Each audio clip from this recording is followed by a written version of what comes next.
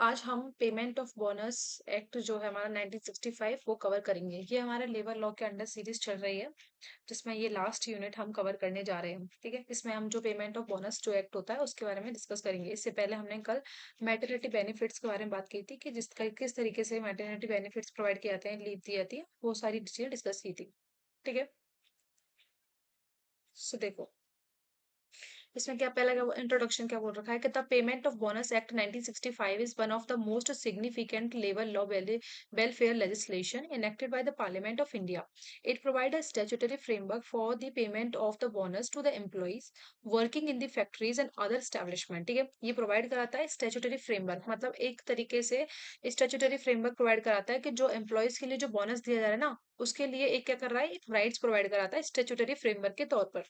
ठीक है, जो भी फैक्ट्रीज या एस्टेब्लिशमेंट्स के अंदर जो भी एम्प्लॉयज काम करते हैं उनके लिए एक स्टेचुटरी फ्रेमवर्क है जहां से वो अपने क्या कर सकते हैं, पेमेंट ऑफ बोनस ले सकते हैं। The act recognises that the employ contribute substantially to the productivity and profitability of an establishment and therefore deserves to the share in its economic gain. देखो, एक्ट ने ये चीज रिकॉग्नाइज की थी कि जो भी फैक्ट्रीज होती हैं, एस्टेब्लिशमेंट्स होते हैं, उनके अंदर जो भी हमारा प्रोडक्टिविटीज और प्रॉफिटेबिलिटीज जो होती है ना, वो एम्प्लॉयज की वजह से होती है। उनका ये कंट्रीब्यूशन होता है, जो भी स्टेब्लिश के अंदर प्रोडक्टिविटी होती है या फिर उसकी वजह से प्रॉफिट जो भी होता है एम्प्लॉयर्स के लिए, वो किसकी वजह से कंट्रीब्यूशन होता है, एम्प्लॉयज का ही कंट्रीब्यूशन होता है।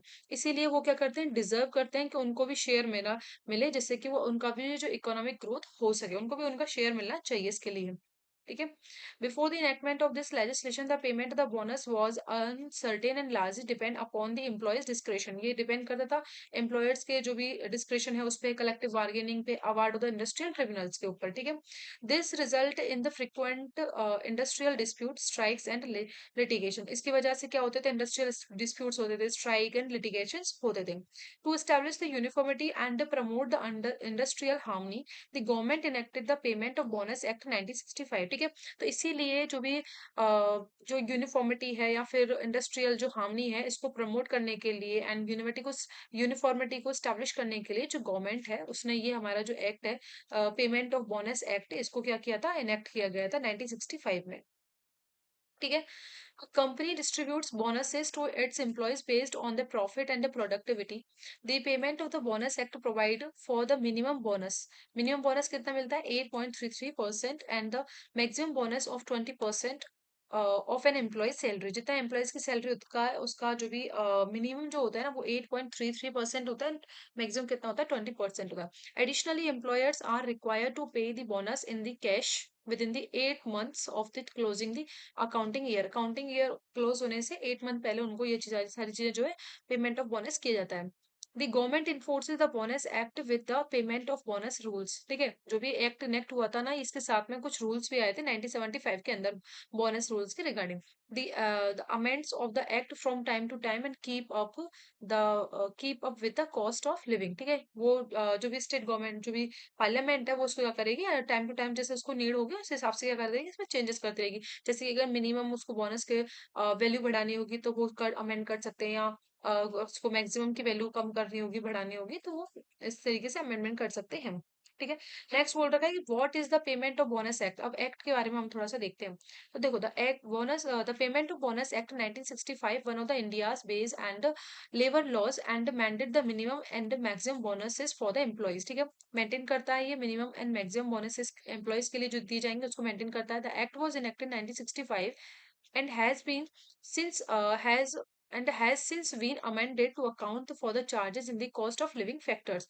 The Indian Parliament passed the act to address the growing number of industrial disputes between the employer and the employee. ठीक है, अब इंडियन गवर्नमेंट ने, इंडियन पार्लियामेंट जो है, उसको इसकी आवश्यकता क्यों पड़ी, क्योंकि बहुत सारे नंबर ऑफ केसेस हो रहे थे जो कि इंडस्ट्रियल डिस्प्यूट्स वगैरह होते थे एम्प्लॉयर और एम्प्लॉयज के बीच में, इन्हीं चीजों को लेकर। देयर बाय ब्रिंगिंग यूनिफॉर्मिटी, अब उनके बीच में एक यूनिफॉर्मिटी लेके आने के लिए कि तो बोनस स्ट्रक्चर्स के रिगार्डिंग कि किस तरीके से बोनस दिया जाएगा, इसके रिगार्डिंग एक यूनिफॉर्मिटी लाने के लिए एक्ट लाया गया था।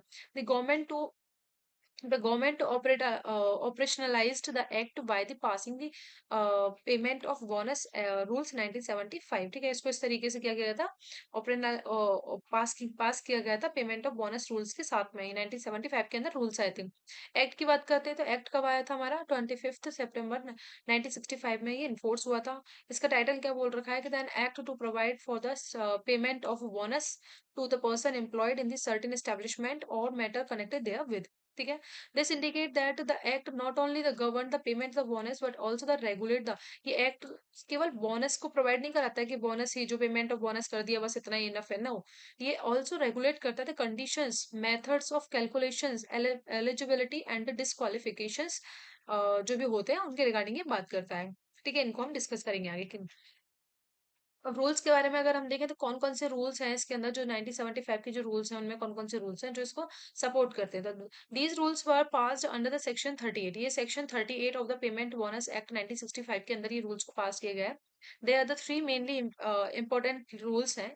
फॉर रूल थर्ड क्या बोल रखा है? Authorise the central labour commissioners and the state labour commissioner to grant the permissions for the change of accounting year के अकॉर्डिंग वो क्या कर सकते हैं? चेंजेस कर सकते हैं सारी चीजों में। इसको अथॉरिटी इसको दी गई है हमारे सेंट्रल लेवल कमीशन को एंड स्टेट लेवल कमिश्नर को अथॉरिटी दी गई है।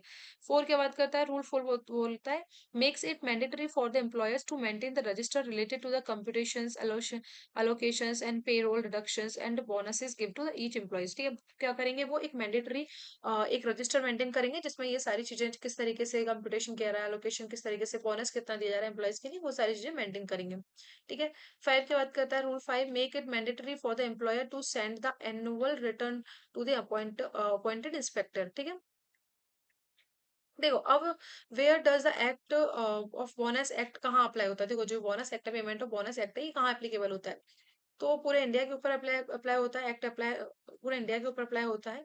अब उसमें भी किस तरीके से अप्लाई होता है? Then every factory establishment with 20 और मोर एम्प्लॉयज, जहाँ 20 एंड मोर एम्प्लॉयज होते हैं उसके अंदर, एनी एस्टेब्लिशमेंट दैट एम्प्लॉय 10 और मोर एम्प्लॉयज है मे ऑल्सो नीड टू पे a bonus if the government notified. अगर जो 10 और मोर एम्प्लॉयज किसी एस्टेब्लिशमेंट में है तो अगर वहाँ गवर्नमेंट अगर नोटिफाई कर देती है ना, तो ही उनको क्या किया जाता है?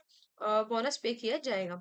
Every department in the branch or the branch of an establishment, whether the located in the same place or the different place, is covered under the payment of, जो भी branches होते हैं establishments के, जो भी departments होते हैं, ठीक है, जो कि इसके अंदर आते हैं पेमेंट ऑफ बोनस एक्ट के अंदर आते हैं, वो सारे एस्टेब्लिशमेंट के ऊपर ये एप्लीकेबल होता है।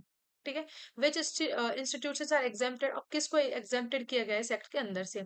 तो the exempted institutions include the life insurance corporation of India, इनमें इंक्लूड किया गया है। अदर इंश्योरेंस एजेंसीज जो होती हैं उनको, industries under the authority for the central state government और लोकल अथॉरिटीज के अंदर जो म्यूनिसिपैलिटीज होती हैं, इस तरीके की जो अथॉरिटीज इंडस्ट्रीज है उनको एक्सक्लूड किया गया इसमें से। ठीक है, Indian red cross society and the similar non profited organisation जो है उनको, एजुकेशनल इंस्टीट्यूशंस होते हैं इंक्लूडिंग यूनिवर्सिटीज, उनको इनमें एक्सक्लूड किया गया, यहाँ कोई बोनस प्रोवाइड नहीं किया जाता है। Any state central financial institutions constitution constituted जो कि डिपॉजिटेड इंश्योरेंस कॉर्पोरेशन एक्ट 1961 के अंदर जो किए गए with a capital of more than 1 crore rupees का कैपिटल है वहां पे, तो उनके ऊपर ये एक्ट अप्लाई नहीं होता, वो यहाँ से एग्जेम्प्टेड है। Employees employed in public sector, जो पब्लिक सेक्टर इंस्टीट्यूशन में जो एम्प्लॉयड है ना, उनके ऊपर भी क्या नहीं होता है? ये एक्ट एप्लीकेबल नहीं होता है। ठीक है, अब देखो बोनस देखते हैं कि बोनस का मतलब क्या देखा है। तो द वर्ड बोनस है derive from the Latin word bonus meaning goods and extra benefits. देखो बोनस का मतलब क्या होता है? कुछ गुड्स गुड्स वगैरह देना या फिर एक्स्ट्रा बेनिफिट्स देना। ठीक है, एक्स्ट्रा बेनिफिट, जो भी एम्प्लॉयज जो वर्क करते हैं किसी स्टैब्लिशमेंट फैक्ट्रीज या इंस्टीट्यूशन के अंदर, उनको कुछ एक्स्ट्रा जो उन्होंने अपना कंट्रीब्यूशन दिया है एस्टेब्लिशमेंट के अंदर, इंडस्ट्री के अंदर, जिससे कि क्या होता है, जो एम्प्लॉयर है उसको बेनिफिट्स होते हैं, उसके रिफंड में, उसके रिटर्न में उसको क्या किया जाता है? एडिशनल एडिशनल या एक्स्ट्रा पेमेंट जो किया जाता है उसको हम बोनस बोलते हैं। ये किसी भी तरीके से भी हो सकता है। इन ऑर्डिनरी लैंग्वेज में देखें तो bonus means an additional payment made over and above the regular wages और सैलरी। जो रेगुलर हमारे वेजेस होते हैं, सैलरी होते हैं, उसके एडिशनल में जो पेमेंट दिया जाता है ना, वो हमारा क्या कहलाता है? बोनस कहलाता है। In labour law bonus is not only mere a gratuitous payment under the payment, एक क्या है? Merely not merely gratuitous payment नहीं होता under the payment of bonus act, it is a statutory right है।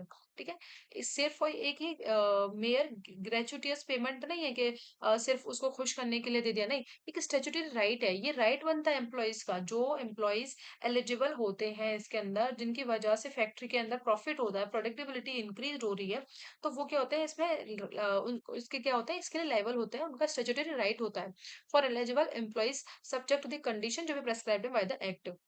Thus, the bonus is an additional amount payable by the employer to the eligible। यह बात करता है किसकी, एलिजिबल। एलिजिबल जो employees है ना, उनको ही ये पे किया जाता है over and above the wages and the salary as a share in the profit and productivity of the establishment in accordance with the payment of bonus act 1965। ठीक है। अब देखो इसका हम डिफरेंट डिफरेंट एस्पेक्ट से समझते हैं इसकी डेफिनेशन को। although the act does not define the bonus, हालांकि एक्ट के अंदर बोनस को कहीं डिफाइन नहीं किया गया, several jurist and labour laws scholars have explained it meanings, उन्होंने अलग अलग अपने कंटेक्स्ट में उसको एक्सप्लेन किया है। जैसे कि लेबर लॉ कंसेप्ट में क्या बोला, bonus is a payment made additional to the wages to enable the employees to share in the prosperity of the enterprises. जो भी एंटरप्राइजेस हैं उसके अंदर जो भी प्रोस्पेरिटीज होती है, जो शेयर्स वगैरह है ना, और जो भी जिसके लिए एम्प्लॉइज क्या एनेबल है वो एडिशनल वेजेस होते हैं ये।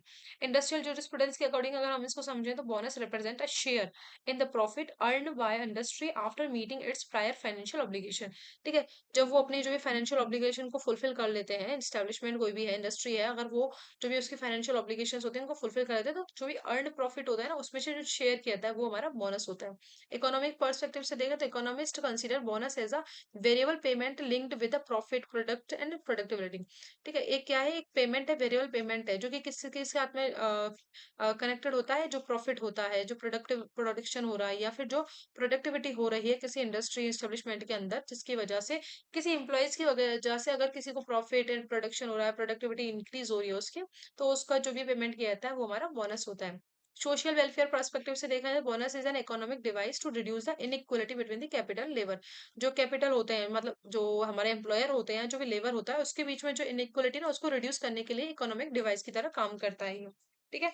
नेक्स्ट इसके कैरेक्टरिस्टिक्स देखते हैं कि बोनस जो होता है उसके कैरेक्टरिस्टिक क्या होते हैं। एक क्या होता है, एडिशनल पेमेंट होता है, स्टैट्यूटरी राइट्स है, एनुअल पेमेंट होता है, एनुअल बेसिस पे दिया जाता है, प्रॉफिट ओरिएंटेशन होता है। प्रॉफिट ओरिएंटेशन कैसे, the act is based on the primarily on the concept of that employ should share in the, जो एम्प्लॉइज है ना should share in the profit of the establishment, अपना जो भी प्रॉफिट शेयर करता है उसमें। However it is also mandate that payment of the minimum bonus even where the profit are inadequate subject to the statutory provision।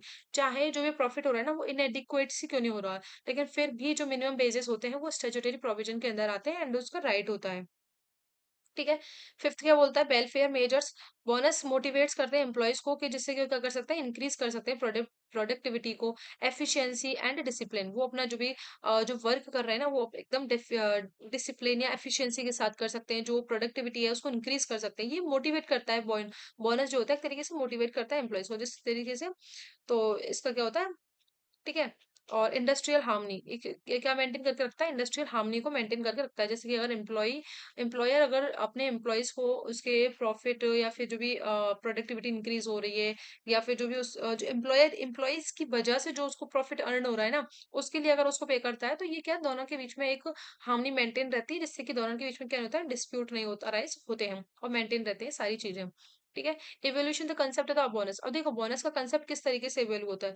The idea of the bonus has evolved through the different stages. इसमें काफी सारे stages होते हैं, जैसे कि voluntarily payment होता है, initially employers occasionally paid. पहले टाइम पे क्या होता था, जो स्टार्टिंग में क्या होता था, जो एम्प्लॉयर्स होते हैं ना ओकेजनली पेड करते थे बोनस को, ड्यूरिंग फेस्टिवल के टाइम पे कर दिया, या जो प्रॉफिट वॉर एक्सपेक्टेशनली हाई हो जाता था तब उसको पेमेंट किया जाता था। तो कोई लीगल ऑब्लिगेशन नहीं थी, अगर जो डिस्क्रिप्शन है, अगर एम्प्लॉयर चाहता है तो वो पे कर सकता है, अदरवाइज नहीं करेगा। ठीक है।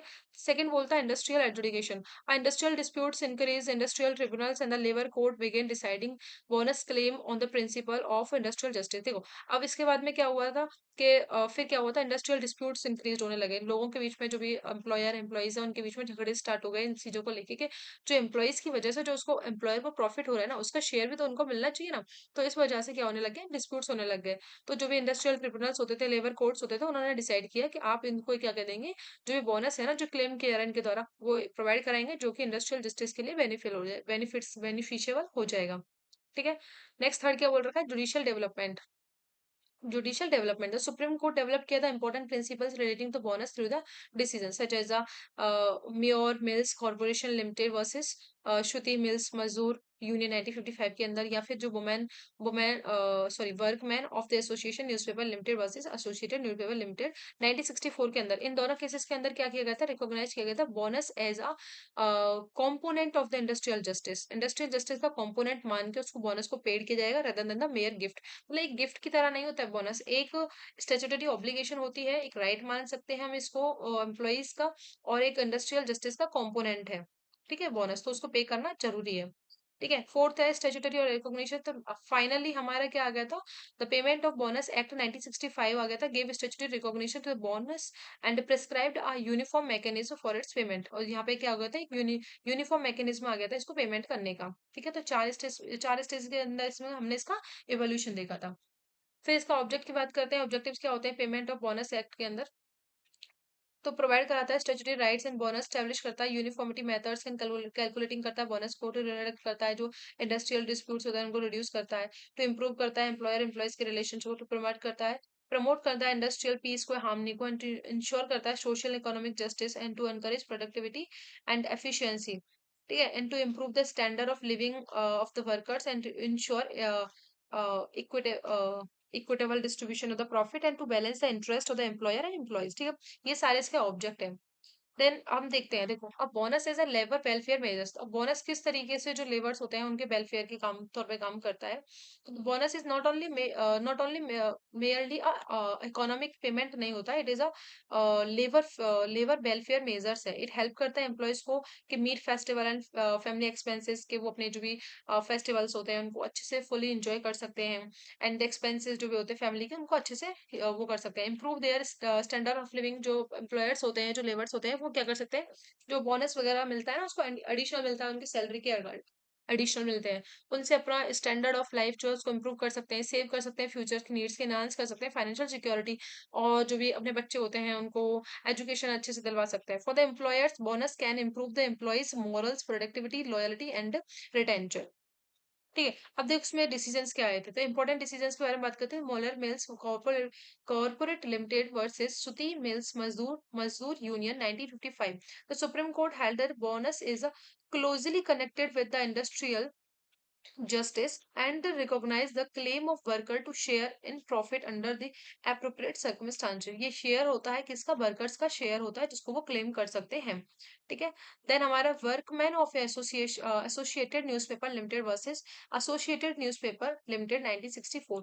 इसमें the court elaborate the principle governing bonus before the statutory schemes and emphasize that the role of bonus is promoting the industrial harmony। वही सारी चीजें होती है कि इंडस्ट्रियल हार्मनी को मेंटेन करने के लिए क्या होता है, ये इम्फोसाइज करता है। ये जो भी स्कीम्स लेके आते हैं स्टेचुटरी वगैरह, ये इनका पर्पस क्या होता है, इंडस्ट्रियल हार्मनी को प्रमोट करना, मेंटेन करना।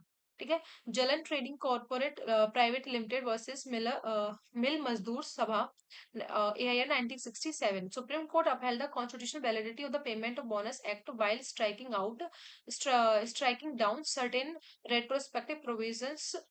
It affirms Parliament's competent to regulate the payment of the bonus through the legislation। ठीक है, इसमें क्या बोला गया था, कॉन्स्टिट्यूशनल वैलिडिटी के बारे में बात की गई थी कि जो जो हमारा पेमेंट ऑफ बोनस एक्ट है ये क्या कॉन्स्टिट्यूशनली वैलिड है। ठीक है, इसका जो भी इफेक्ट है कैसा है, रेट्रोस्पेक्टिव इफेक्ट्स होता है।